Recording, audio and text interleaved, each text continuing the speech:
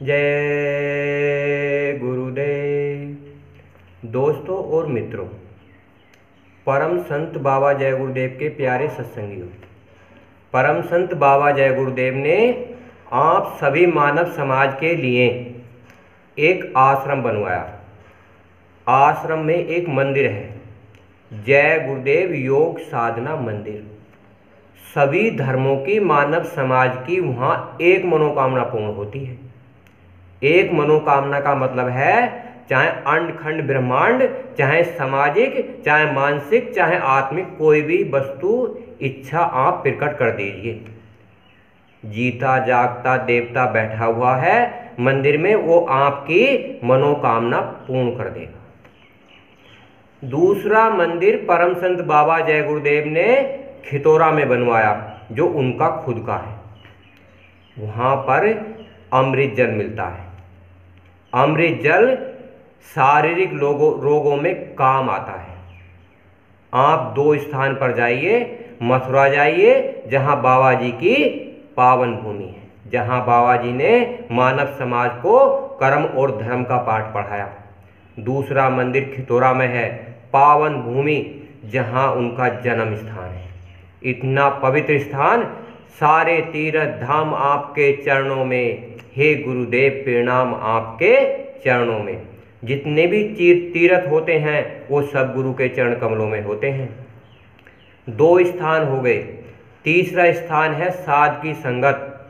परम संत बाबा जय गुरुदेव ने सभी पुस्तकों में, किताबों में, पत्रिकाओं में बाबा जी ने लिखा है, एक घड़ी आधी में पुनियाद, और तुलसी संगत सादगी हटे कोट अपराध। यानी कि अगर आप साध की संगत में जाओगे तो आपका प्रारब्ध जो भगवान ने बनाया है, अच्छे और बुरे कर्म, वो सब खत्म करके 10% भुगतवा दिए जाएंगे।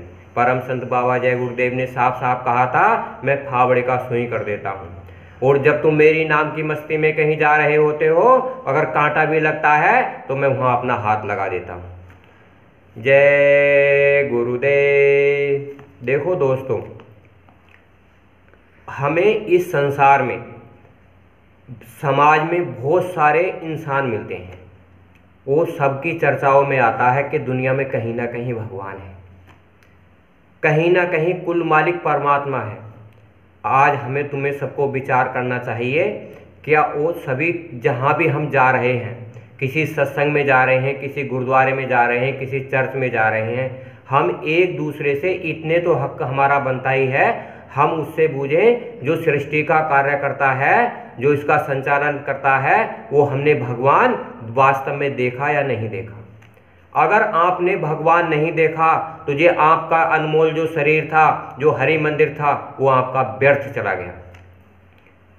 जो परमात्मा भगवान का भी रचयिता है, जिसने 3 लोक बनाए हैं, जो उनका भी मालिक है, जिसे कुल मालिक प्रभु कहते हैं, जिसे अनामी महाप्रभु कहते हैं, उसका ना कोई रूप है ना कोई रंग है, शब्द स्वरूपी संग है, कभी न होते दूर, और धीरज रखिए मन में दिखेगा सतनूर। क्या है? शब्द है। जिस प्रकार हमारी आत्मा में शब्द है, उसी प्रकार उस परमात्मा में भी शब्द है, और अंड खंड ब्रह्मांडों में शब्द है। शब्द की महिमा अपरंपार है।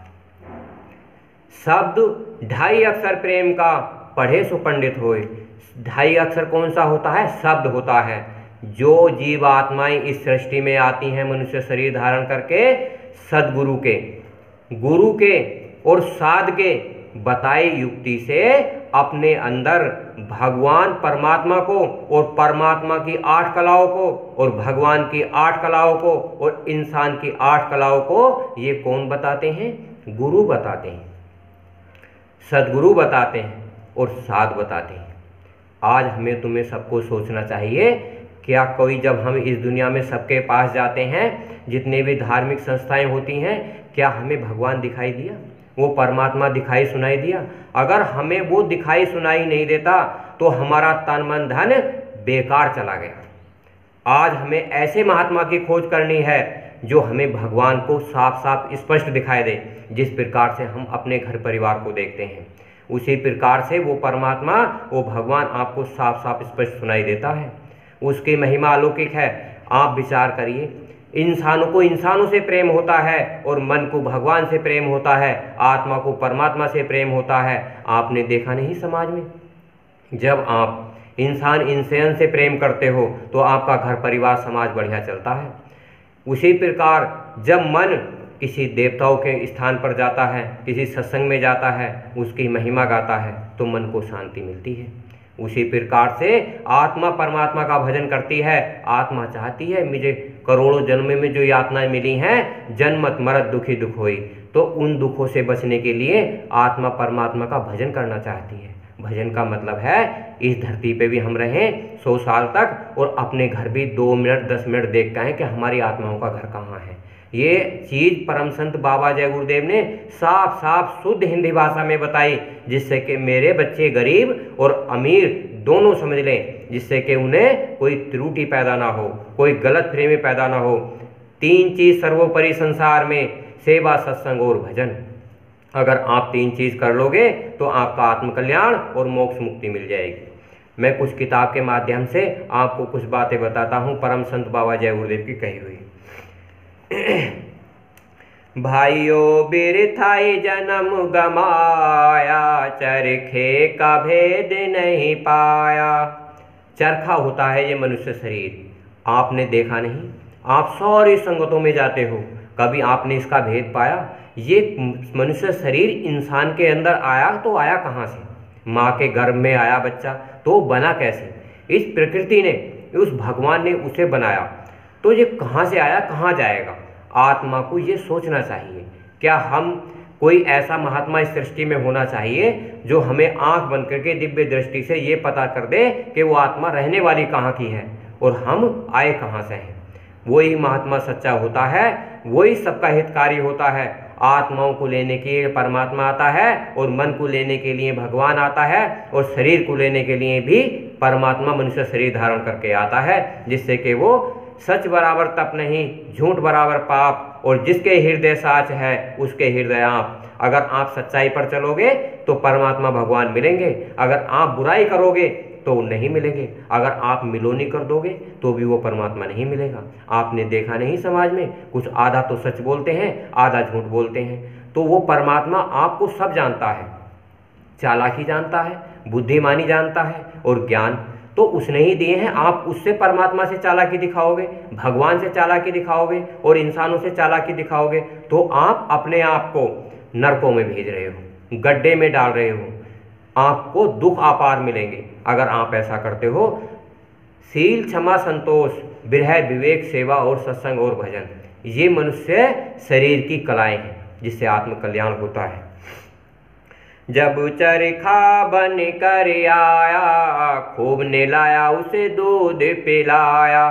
जब मनुष्य शरीर धारण करके इस संसार में आत्माएं आती हैं तो माता पिता बच्चे को खूब नहलाते हैं, दूध पिलाते हैं, लाड़ प्यार करते हैं, माँ ममता करती है, बाप प्यार करता है। इसी प्रकार वो मनुष्य शरीर धारण करके बच्चा बड़ा होता चला जाता है। भाइयों नित नित लाड़ लड़ाया, चरखे का भेद नहीं पाया। आपने घर परिवार में समाज से बच्चे हों, बूढ़े हों, जवान हों, सबसे इतना प्रेम करा, क्या आपने देखा नहीं आपकी आत्मा कहाँ की रहने वाली है, कहाँ को जाएगी? ये बिगर महात्माओं के पता नहीं कर पाते। तो आज आपको परम संत बाबा जय गुरुदेव ने ऐसा इतिहास रच दिया है कि आपको उस पर गौर करना चाहिए। 1 घंटा सुबह 1 घंटा साधना करके अपने घर परिवार का काम भी हो जाएगा और परमात्मा का काम भी हो जाएगा। जब हम सदगुरु के और साध के और गुरु के कहने में चलेंगे तो हमारा आत्मकल्याण हो जाएगा। जब चरखे को आई रे जवानी, कही सुनी उसने एक न मानी। जब कोई बालक जवान होता है, जवानी की मस्ती में चूर होता है, तो समाज की, घर की, परिवार की कहना नहीं मानता।